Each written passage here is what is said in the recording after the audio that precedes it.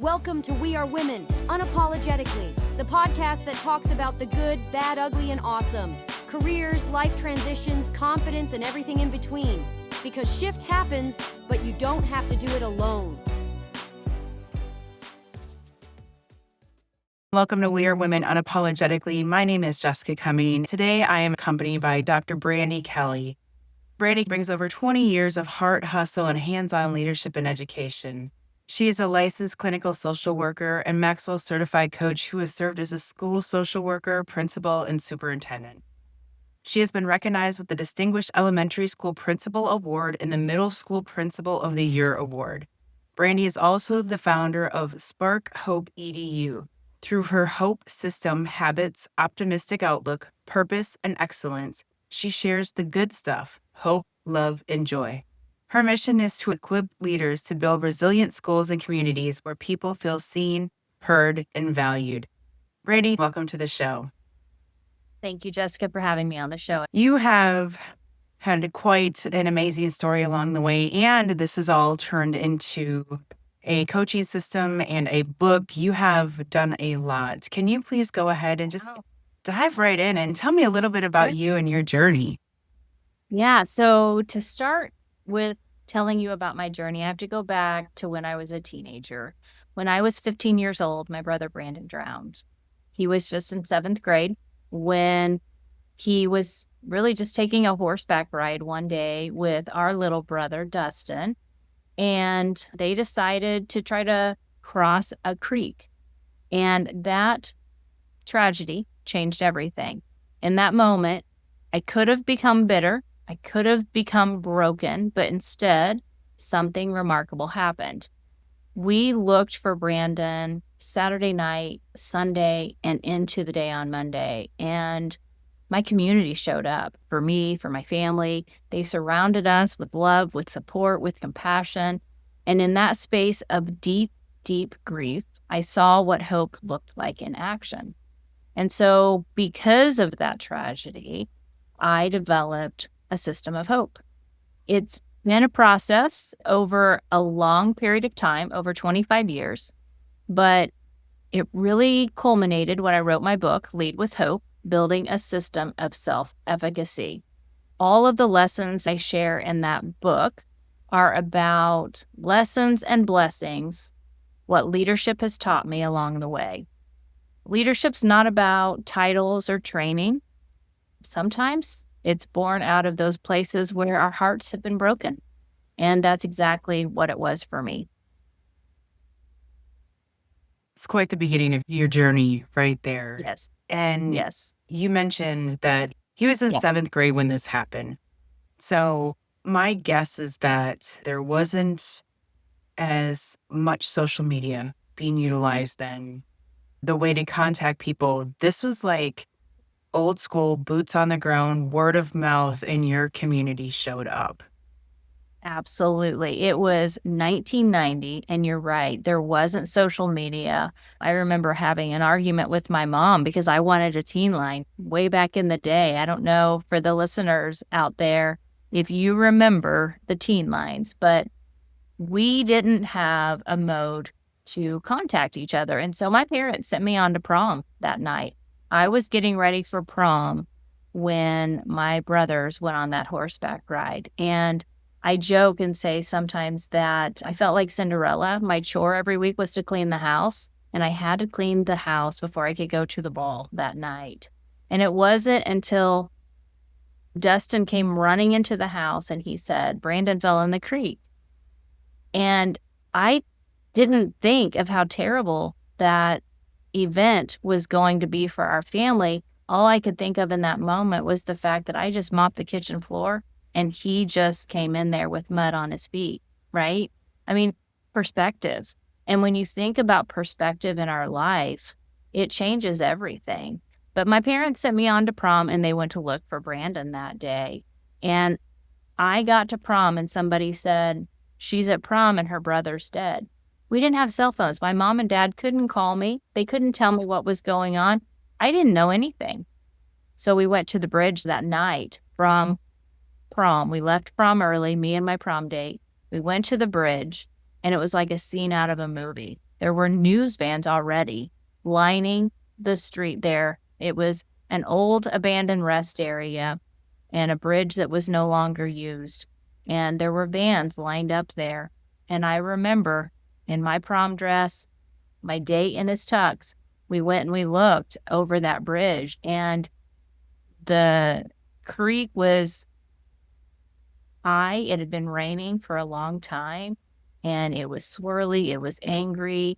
But we were holding hope at that point in time that Brandon would be found somewhere in the woods outside of the creek. So we searched. We searched the woods. We searched the creek banks. The creek wasn't safe to go in, and it really wasn't safe until Monday. It had calmed down, and divers came out, and they went and they searched, and they found his body about a mile from where he went in, and he was buried under a sandbar. First of all, I am so sorry for your loss, and thank you very much for sharing that very personal part of your story. I'm envisioning you on this bridge in your prom dress, searching, and the emotions just going home that night, knowing that you don't know if your brother is going to be found. And was there something specific that kept your hope alive even through that night, hoping he would be found? Yeah. I mean, I was raised in a Christian home, and faith has always been central to that idea of hope for me. Scriptures, family, just people, again, the community showing up. In Psalms 147, it says, He heals the brokenhearted and He binds up their wounds. And I believe that our greatest purpose can come from our deepest pain. When we turn it over, we surrender it, and we allow God to heal us, He will equip us, and He will help us to heal others too. And that's kind of what this has become for me. It has become kind of a mission to hold hope for others, to share my hope, not just my system of hope, but my hope in Christ, and to help others find healing along their way too. I have to ask you, because I know that you are in that space now, but was there any point in time following this tragedy that you kind of lost hope as far as the Christian way? I wanted to be angry at God. And there have been times in my journey that I have been angry at God, but we serve a big God, and He can handle it. He is okay with us being angry with Him. But yeah, I've never lost my way, honestly, Jessica. But what I have done is I have been angry at times, because unfortunately, this wasn't the only tragedy in my life. 9 years later, my mom died of cancer. And from the time she was diagnosed to the time that she died, she only had 5 months to live. And I'm writing a book right now called When Life Speaks. And it's a devotional journey. It's a 30-day devotional journey. And it's about the hope we find in Christ and God's faithfulness. No matter the obstacle, He has always shown up for me in my life. After my mom died, and some of the hardest times, I think, have been since she's passed away. My dad remarried, and it was not a marriage that brought the best out in both of the blended families. It was hard. We didn't blend well. And a lot of times I felt my dad letting go. He was a very conflict avoidant man. For me and my brother Dustin, who's still living, there were times that we felt like he was letting go, and he was choosing her and her family over us. And it was hard. And then he was diagnosed with Parkinson's, and he passed away on September 22nd after 18 years fighting with Parkinson's and dementia. And that was tough, watching my daddy decline like that. And then his wife really keeping us at arm's length and not allowing us to be as much a part of his life as we wanted to be. That was probably the hardest. But even in that pain, Romans 8:28 tells us that all things work together for the good of those who love the Lord and are called in accordance to his purpose. So even in that, I believe there will be purpose from that pain. That is a lot to unpack, Brandi. There's a lot there. And I don't mean to laugh because none of this is a laughing matter, but it's heavy. It's very And heavy. how long was it between the time that your mom passed away and the time that your father remarried? Just over a year. Okay, so she's been gone about 18 years or so now. Yeah, my mom, she died in 1999. Okay. And she died in January of 1999. And my dad remarried in March of 2000. Wow. Yeah. So just over a year.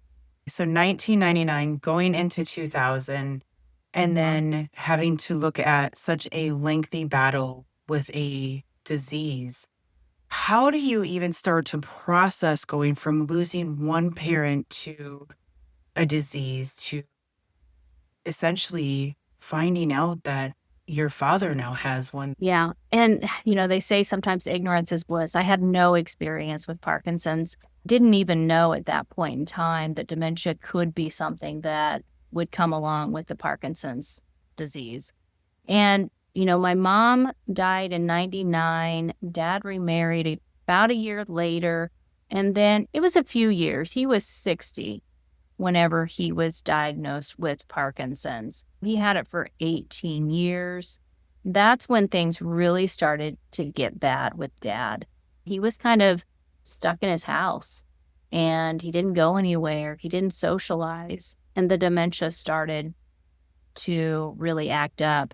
There was one night that his wife called me and he had eloped the house. He had walked in his slippers uptown where they lived in Vandalia, Illinois. And he had walked to the police station because he believed that people were in his home and they were going to hurt him. He did that twice until finally she decided she couldn't care for him anymore and put him in a nursing home. But it was a long process, Jessica. And I think the way that I coped with it is I really didn't know what was coming until it was here. And I just enjoyed the time that I had with him.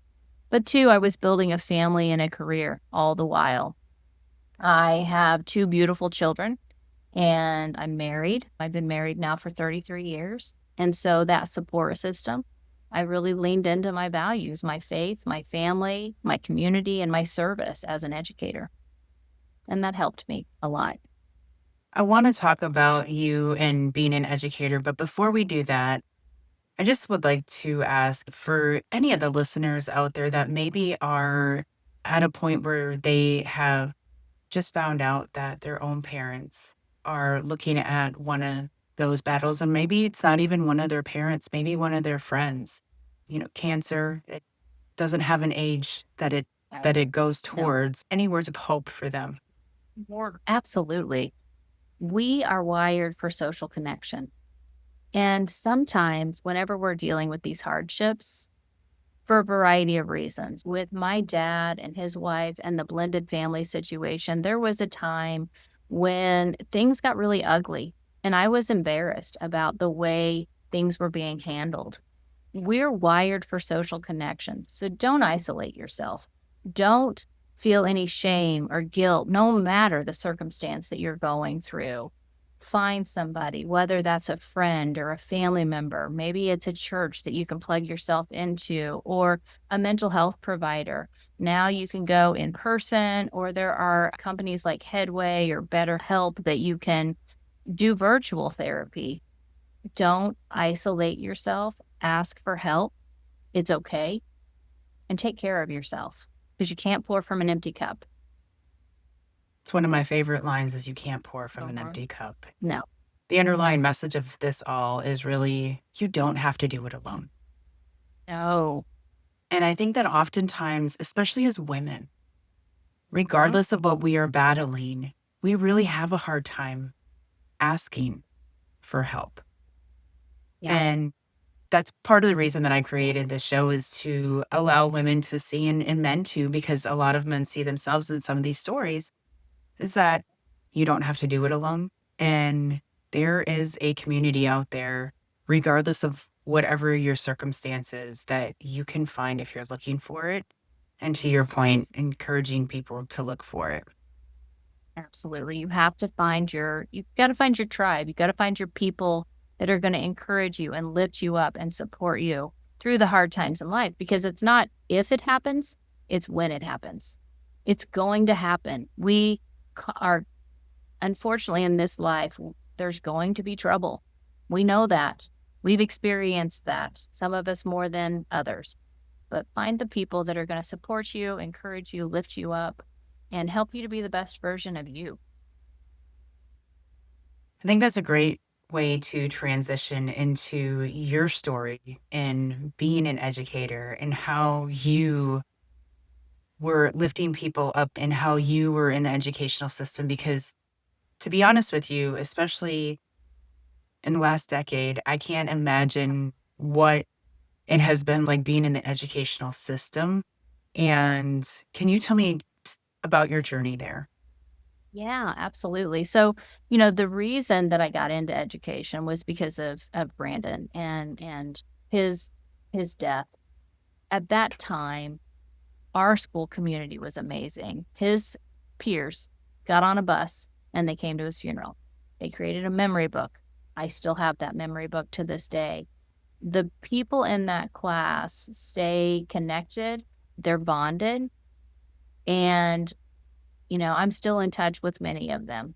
They're amazing, amazing people. And I was blessed to be an educator for 25 years. So I started out as a school social worker, and I got a job. My first job was at Effingham School District.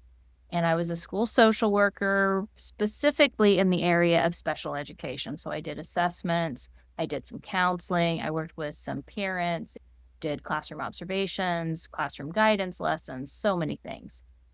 And it was during that time, and I talk about this also in my book, Lead with Hope, but I met a young lady, and her name was Reagan. And Reagan was around 7th or 8th grade. I always found myself attracted to those students, and I think some of them really reminded me of Brandon, because Brandon probably would have been categorized as ADHD. He wasn't diagnosed back then, but today he probably would have been diagnosed as ADHD. But I was drawn to those kids. And Reagan was a child who was dealing with unimaginable challenges. She had family struggles. There was some mental health issues in her family, substance abuse issues. Many of the adults had given up on her. But her principal saw something in her. She had a principal and a math teacher that I remember. They saw something in her, and they knew that she was smart and that she had a lot of potential. So they referred her to me as the school social worker, and I started counseling her. When I met her, her first words out of her mouth were, "I've seen counselors before. They didn't help me. You're not going to be able to help me either." Okay, I get it. So I just kept showing up. I just kept showing up for her. And over time, she started to believe in herself. And I held hope for her until she could hold hope for herself. And today, Jessica, she is thriving. She's a wife, a mother, a business owner, and we're still in contact. And I know that she holds hope for other people as well. And, I think that just shows the power of hope. It shows the power of leadership in how we show up for each other when we're grounded in faith and compassion. It's not about fixing those people, but it's about believing in them until they can believe in themselves. And I could tell you story after story after story of kids that I worked with over the years.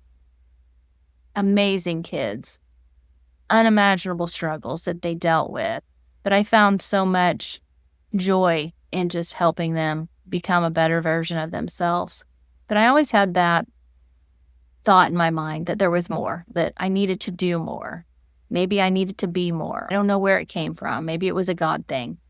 So I went on and I went to school to be a principal. And my goal there was to go back to that same school that showed up for us when Brandon drowned. And eventually I became a principal there at Ramsey Grade School. That was the school that I went to, my husband went to, my kids went to, our parents went to.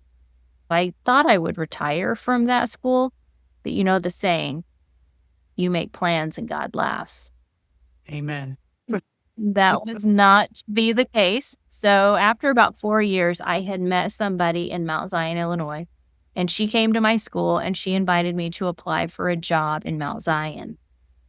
And I did, reluctantly, honestly, because I really didn't want the job, but the pay increase was so substantial, I felt like I needed to apply. And I got the job, moved up there.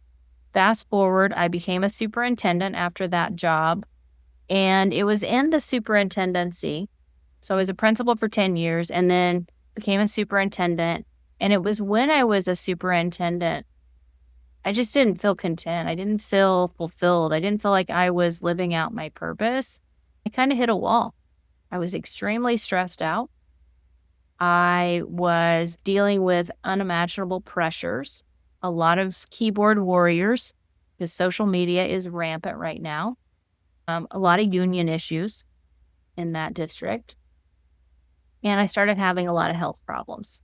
So I went to my doctor, and my doctor told me that for my health, I needed to prioritize myself and step away for a while. And it was during that time I was also launching my new book. And I decided that, you know what? Life is too short. I've seen it firsthand over and over again. And my goal is to help others, to serve others. And I want to see people realize their full potential. I want to see them become the best version of themselves. And so I founded Spark Hope EDU, and I'm doing leadership coaching, consulting, doing some writing and some speaking. And, you know, I really talk about that power of hope. I talk about resilience. As you said at the beginning of this show, I have a license in clinical social work, so I'm doing a little bit of counseling. And I'm just pouring into other people right now and serving other people. But I'm also doing a better job of taking care of myself. I did not do a good job of taking care of myself, which is why I hit that wall in the superintendency and my health suffered. I didn't exercise. I didn't eat. I would skip meals. I'd get busy and I'd skip meals. And over time, it took its toll. The stress took its toll. And so now I am pouring into others. I'm serving others and I'm loving what I'm doing, but I'm also taking care of myself at the same time. When you say that you're taking care of yourself now, I know that a lot of people are probably out there and saying, oh, I exercise when I get a chance. I'm walking a lot during the day, or I eat when I can. Do you have a message to them based on what you have went through with your own health? And but before you even answer that, are you in better health now? Yes, I am in better health now. And I think the other piece of that, because like I said, the stress hormone, that cortisol, when you have cortisol flooding your brain and your body every day, it's not good for you. I had to do things to manage the stress because we're going to have stress in our lives no matter what we do. The other piece of that, just being completely honest and vulnerable, I hit menopause and I hit it hard. So I had cortisol, my estrogen was decreased, and my progesterone was decreased. And so just prioritizing myself, going to the doctor, getting on the right medicines and supplements and things like that. I'm not a good exerciser. I'll be honest with you on that. Don't enjoy it. But I am in pursuit of that thing that I do enjoy. So I'm going to enroll in yoga classes. But for the interim, I am riding my stationary bike. We bought bikes. My husband and I go biking occasionally, but some kind of movement every single day. Sitting is the new smoking, they say. So just doing something every day to take care of your body, that I have been doing every single day. So it's either walking on the treadmill or riding the bike or doing sit-ups, push-ups, doing a little yoga from the YouTube channel, prioritizing taking care of yourself.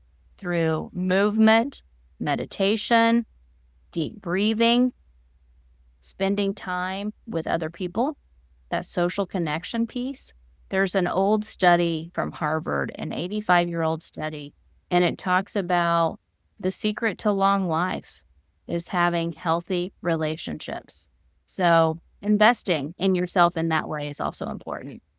Yeah, there was a study done that I saw recently that said that your relationships, regardless if they are good or bad, they are the number one factor in your health. If you're if you have toxic relationships in your life, it can decrease your lifespan. So much more to a toxic relationship, friendship, whatever it may be, or even a toxic job, right? These are all proven. And I think that they followed this study over 80 years. So it is amazing the toxicity that something like that can have on your body and the effects of it. Yeah. Stress, I mean, like I said, we're going to have stress in our lives. There's good stress and there's bad stress. But think about it like a bank account. You know, when you make deposits in a bank account and you put that on interest, it's going to compound. The same thing's true for your health, for your relationships, for the way that you invest in yourself.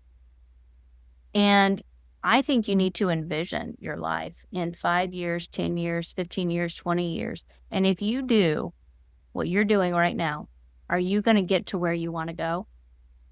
And if the answer is no, start small, but do something different. Even if it is going for a 5-minute walk. We don't have to make these grand plans and do this massive overhaul of our life to get to where we want to go. But we do have to start somewhere and take action today. I really like that. And I just want to say that we are talking about this in a health perspective, but it's so much more than that, right? Envisioning where you want to be, envisioning what you want to do, and what it's going to take to get you there. Right. I think that is extremely important because it also comes back to women don't want to ask for help. They don't want to show the vulnerability.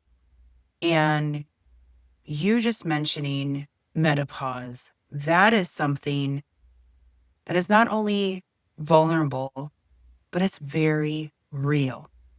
Yeah. And we are seeing so many women right now that are struggling with it silently because they don't know who to turn to. It hasn't been something that we have talked about until recent years.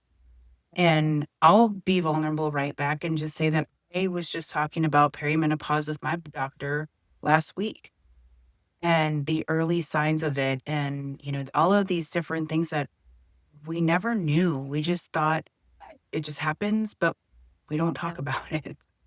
So, Jessica, I was 25, 24 when my mom died. So she was 44.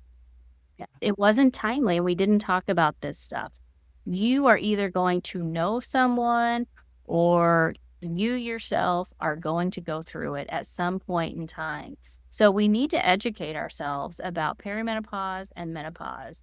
For me specifically, due to some health issues, I completely skipped it all, had a hysterectomy, and boom, it throws your body into menopause. It is a huge change in your life with the hot flashes, with insomnia. There are so many different side effects, and some women can go through that for over a decade.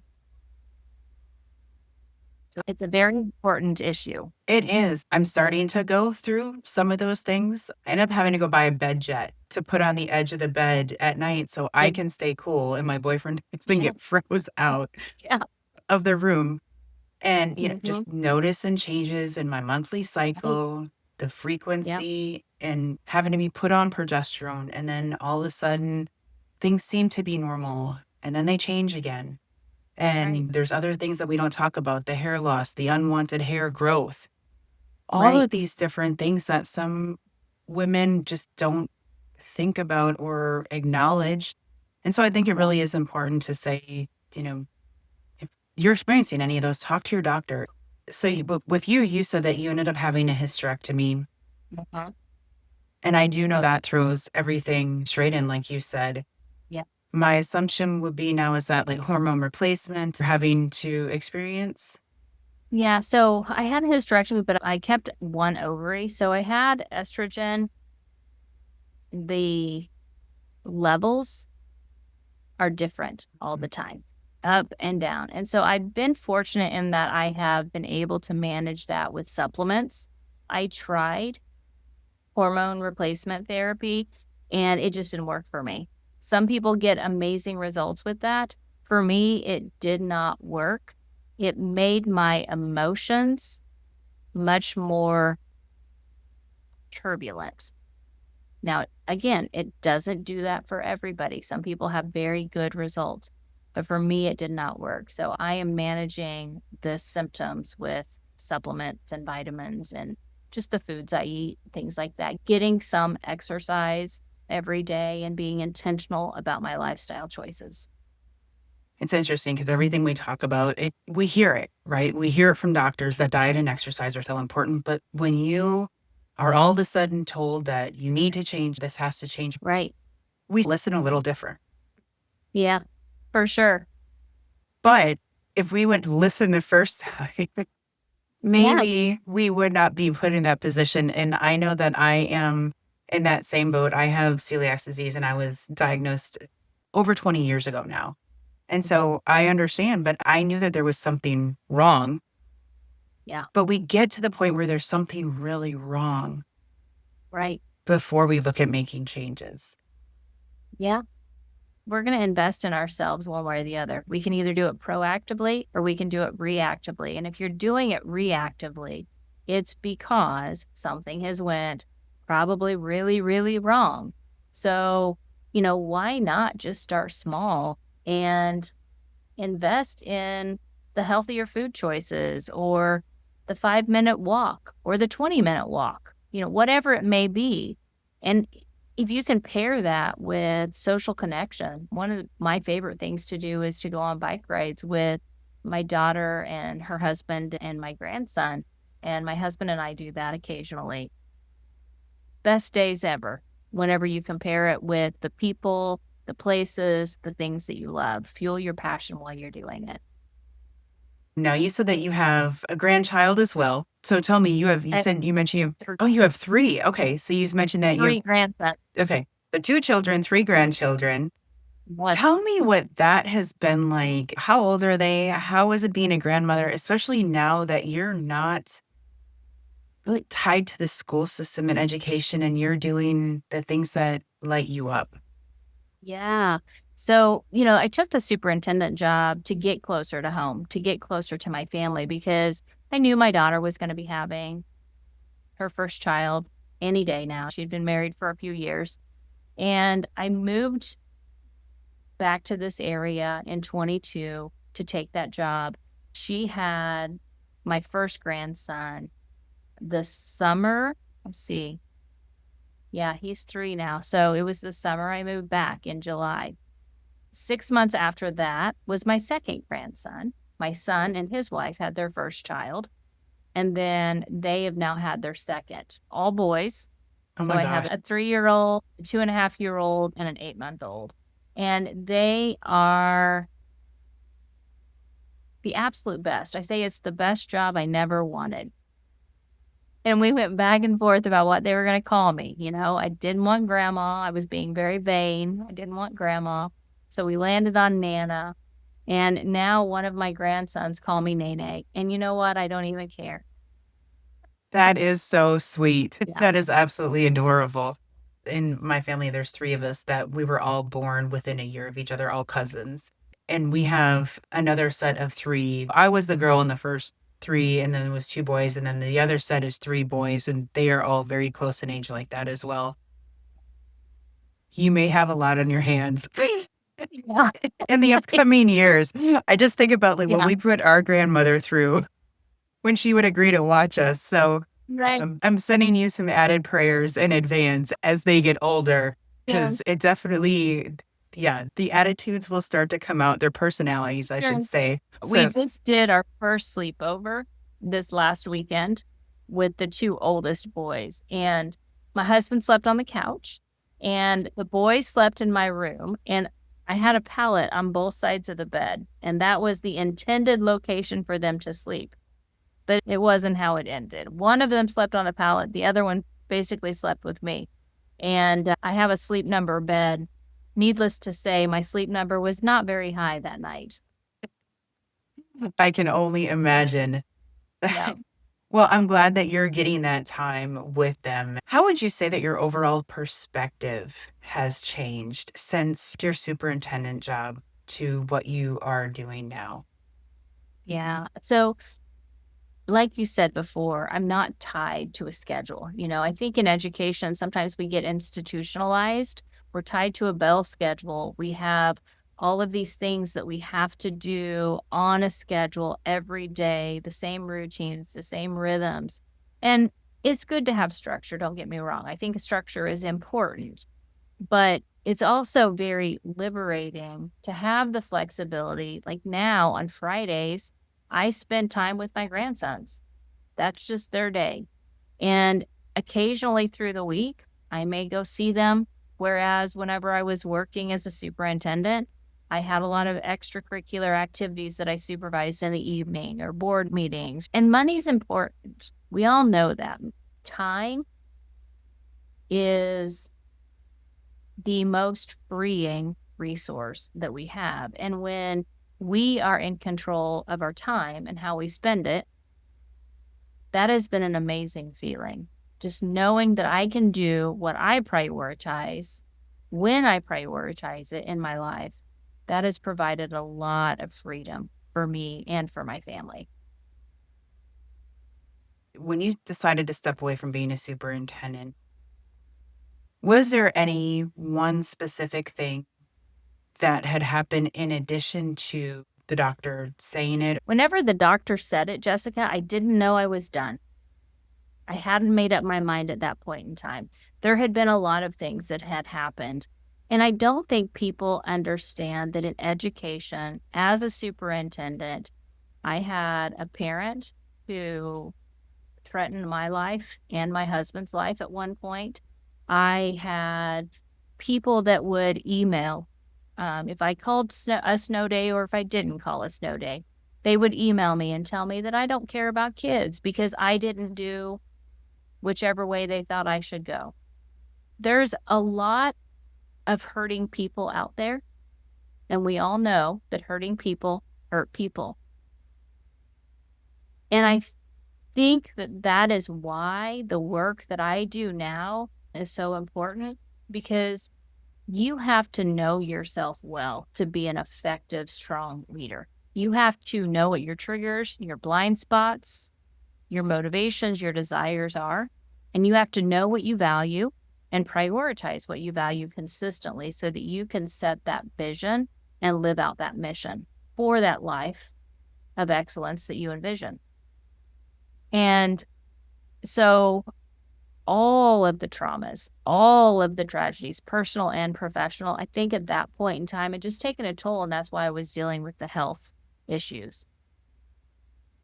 And I just knew I had to step away for a while. And I remember meeting with the board president and vice president, and they asked me that night that we met, "Do you think you'll be coming back?" And I said, "I don't know right now." And I didn't.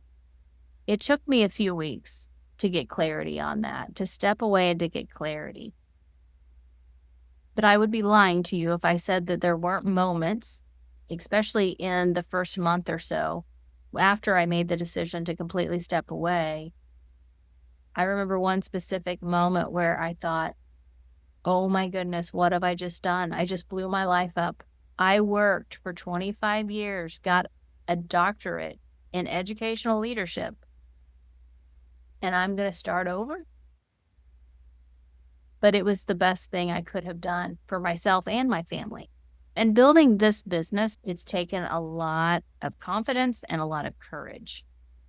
But day in and day out, I have to remind myself, it's not so important who I am. What's most important is whose I am. I am a child of God. I have been put on this earth for a reason. And my job is to live out that purpose, to love God and to love people and to serve all. And so that's what I'm trying to do. The second part of that question is if anyone is looking at making a change, whether it is just leaving a job or a relationship that they're in, and they're really just not sure. Yeah. Would you have any advice for them? I think they need to just take a moment, practice the pause. My daughter is an executive at Owens and Minor. She has a very important, stressful job. And I remind her from time to time, practice the pause, because we can get so busy in the things that we're doing. We can get caught up in the titles and the status and the importance of our roles. None of that's going to matter if you don't practice the pause and be intentional with the choices that you're making every day, and make sure that they're equaling up to what it is that you want in 5, 10, 15, or 20 years. That would be the best advice I could give them right now, is just take some time for yourself, practice the pause, invest in you. Brandi, is very interesting that we're having this part of the conversation because I don't even know if you know this. One of the things that I have offered to people is called Clarity in 10. And it Okay. starts with breathing, and then Yep. it is just 5 simple questions with a pause in between for people to write down the answers to help them get clarity. Yeah. Because, and the reason I did that is because just what you're saying, the pause, we rush through it. We look at a pause as something to be scared of. Yeah. We rush through the pause because we don't want to admit the truth that we may already know. And oftentimes, especially as women, that's why we continue to take things on. That is why we continue to push forward, is because we think if we do more, if we take on more, and quite honestly, the world has rewarded us for it in the past, Yeah. but we have the mentality that if we continuously push more and push harder, that Mhm. everything will finally be okay. Everything will work itself out. After this Yeah. quarter, right? After this semester, the year Mhm. ends after the holidays. But the reality is that that clarity doesn't come from pushing harder. It literally comes from taking the time to pause and hear Yes. yourself. Yeah, it does. And I was just, before we recorded this podcast, I was doing a coaching cohort meeting, a session with leaders in the education space. And we were talking about this very thing, creating space so that you can reflect, so that you can get clarity, and so that you can build that life that you love. I love that you're saying that because, again, we try to rush through everything. I'm curious to know that when you decided to step away from being a superintendent, how did you get to the transition of this is what I'm going to do next? And how long did that transition period take? Yeah. So I would say about 3 months was the transition between leaving the superintendent and landing on, this is the business I'm going to build, and this is what I'm going to do. And I think the transition period was somewhat abbreviated because I was already doing it to some extent. I'm a mentor for the Illinois Principals Association, so I'd already been coaching leaders and finding a lot of joy and fulfillment in that role. I had already been speaking for a variety of conferences and events, leadership retreats, back to school convocations, things like that. And I enjoy that. I enjoy providing that value in that way. And so the transition was pretty abbreviated, but it did take a lot of courage because I'm starting over at a time when most people are planning their retirement.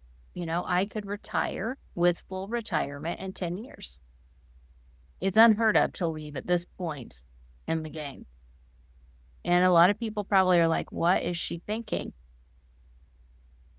But my life experiences have taught me that you only get this one life.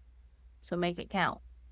Do what you love and I think when you put good into the world, it comes back to you in spades. Yeah, 100%. One of the things that I always say is that everything that happens to us, we have two ways of looking at it. Anything that happens to us is neutral. We make it positive or negative. And one of the ways that we do that is we decide, why is this happening to us or why is this happening for us? Yes. And small distinction can literally change everything. And I am also a believer in whatever you put into the universe, that is what you get back. You put out the positive, that's what you receive back. Yeah. So these are all great things that you have shared with us. I wanted to ask you, because I know that you're in the middle of writing a book now, and I know that you have another book. Is there 2 books that you have, or do you have more? So I have one book, and it's available on Amazon. It's called Lead with Hope, Building a System of Self-Efficacy. There's a ton of stories in the book that I've been told by some of the readers, it really resonates with them. One reader specifically reached out to me and she said she had been feeling very hopeless. And she read my book and she felt hopeful for the first time in a very long time. And I think it's because that with my system of hope, I help you build a plan to take specific, actionable steps to build a better future for yourself. Very nice. And then the second book that you have, that's the one that you're writing now? Yep, that's the one I'm writing now. And it's When Life Speaks. And it is a 30-day devotional journey, just talking about scriptural references of hope and God's faithfulness. Story after story in the Bible shares God's hope and faithfulness. So Monday through Friday, I share a scripture. Most of the scriptures are rooted in hope. There's some kind of a reference to hope. And I share a story from my life. One of the stories I share in the book is about my son and how, when he was younger, he was told by his dad and myself not to get up on the dumpster and try to shoot the basketball from the dumpster into the hoop. But of course, he didn't listen, right? Oftentimes, as adults, as children, we have to learn the hard way. This is just another opportunity for me to turn pain into purpose and to share my stories with the world. Some of the stories are simple like that, us raising our children. Others are about the difficulties that I faced with the blended family when my dad remarried. Some of the, problems that we faced with dad's disease. I had another uncle, Gary, who had Parkinson's, and I share his story in the devotion. So it's just short stories and devotions throughout the entire book. The one thing that we didn't talk about is the blended family portion of it. And Yeah. I know that there are so many blended families out there. Yeah. And I know that there are oftentimes families can be ripped apart because of blended families. Would you be willing to share a little bit more of your blended family story? Sure. Yeah. So it's an interesting story. Honestly, I say it could really be a Lifetime movie because there's a lot of drama. So when my mom was diagnosed with cancer, there was a friend of the family. My aunt and uncle actually went to her church, and she began praying with my mom. And she started visiting the house. And when mother passed away, she came and started consoling my father. She was a widow. She had lost her husband and started calling my dad. They had something in common. They had both lost their mate. It took about 6 months because he refused her advances. But after about 6 months, he started dating her. And it was that same pastor that did my mom's funeral, actually. So it was very complicated. And at first, she was very welcoming. She would have us over. She would be very hospitable. And then as soon as dad married her, little by little, we were no longer invited to family sessions to get our pictures taken. And then we'd see Facebook posts where she and my dad had went with her children and gotten pictures taken. It was hurtful. And, when Dad was diagnosed with Parkinson's and he started to decline, they asked me to be medical power of attorney. And so I did. I would do anything for my dad. And it was during those years where he was really struggling with dementia, eloping from the house, things like that. She did not want him to come to my house, and that's what he wanted to do. And so there was one instance where I went and picked him up, and he came and he stayed at my house for about a month, and he didn't want to talk to her on the phone. And then he decided to go back, and long story short, I called him one day. I believe she faked a heart attack. I think it was probably a panic attack, actually. And the next thing I knew, a police officer was knocking at my door, presenting me with a order of protection because I called to talk to my dad.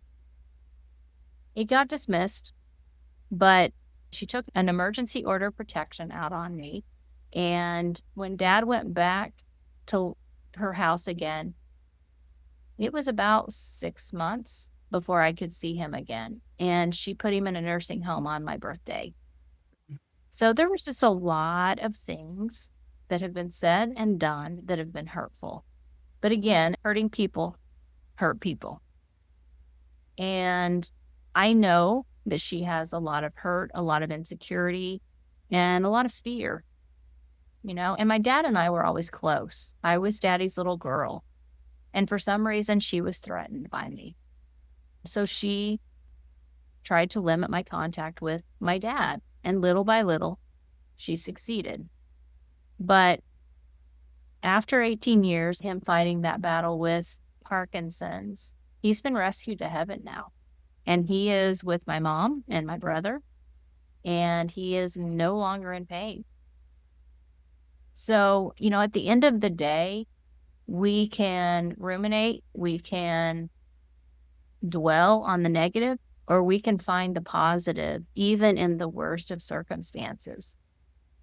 And with God, all things are possible. So when she took that restraining order out on me, I thought that I would never be able to be a superintendent. At the time, I was a principal living in Mount Zion, and I got a job as a superintendent. All things are possible through Christ who gives me strength.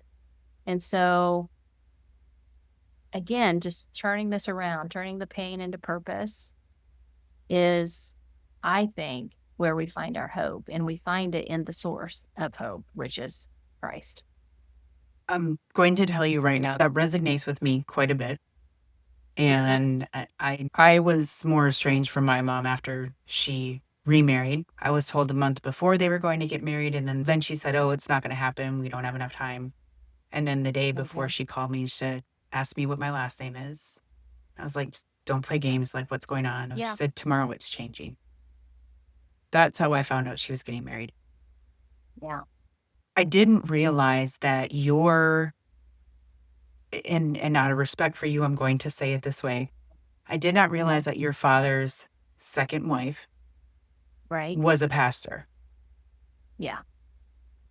My mother's second husband was also a pastor. Oh, wow. Yeah. So my question to you, were there ever times that you just thought, how could someone that says that they are a person of God be doing this? Oh, and as you can only imagine, this is the tip of the iceberg, right? What I'm sharing on this podcast is just the tip of the iceberg. Yeah. There were many times that to this day, I wonder, irregardless of pastor or not pastor, how can people treat other people this way? And sometimes I think that the life lessons, the experiences that we have in life are preparing us for that next thing. And as I look back over my life and I see these things, they've prepared me for each chapter of my life.